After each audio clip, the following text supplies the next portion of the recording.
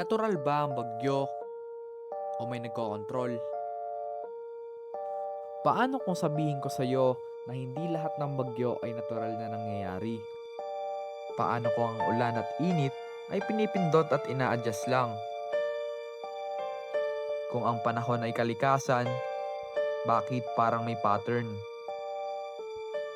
Ito ang teorya at pag-uusapan natin kung anong nasa likod ng weather control.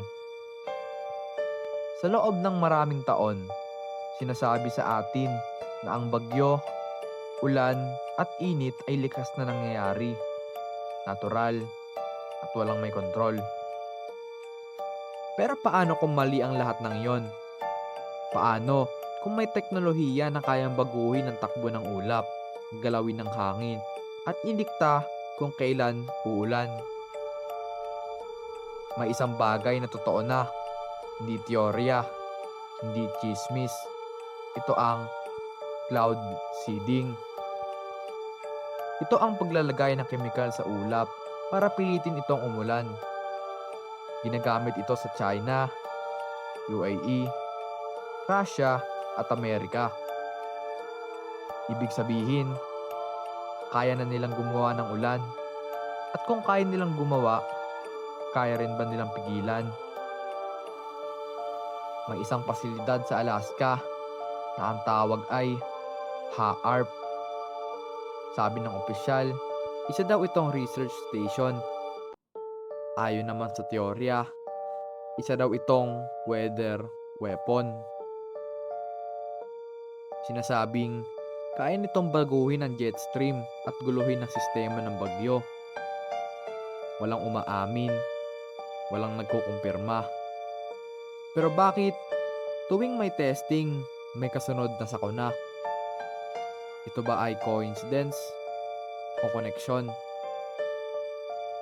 Noong Vietnam War, ginamit ng cloud seeding para pahabain ang tag-ulan, para bumaha, para bumagal ang kalaban.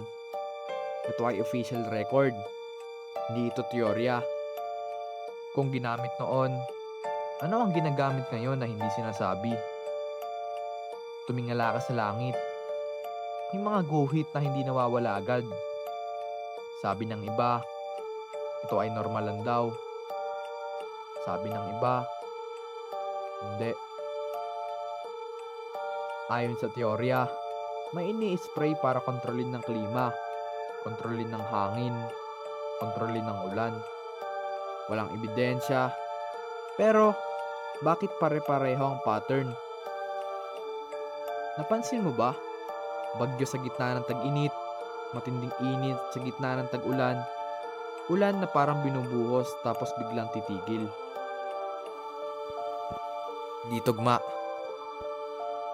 At ang mas nakakatakot, parang sakto sa timing, sakto sa interes, sakto sa agenda. Isipin mo, kung kontrolado mo ang ulan, pagkain, bagyo, takot, klima at tao, hawak mo na ang mundo.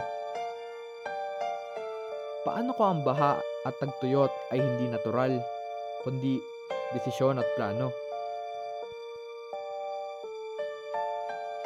Pero isang tanong lang hindi mawawala. Kung kaya nilang pagalawin ang ulap, ano pa ang kaya nilang galawin?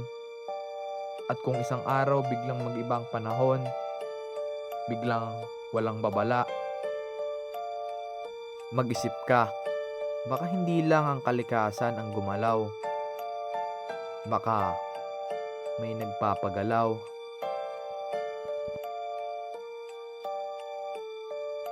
Sa bawat kwento ay may lihim na nakatago. Kasama mo ang teorya para tuklasin ang sikreto sa kasaysayan. Kung nagustuhan mo ang video na to, pinutin mo ang like at subscribe button. I-ring mo na rin ang bell para updated ka sa mga kwentong nakatago sa kasaysayan.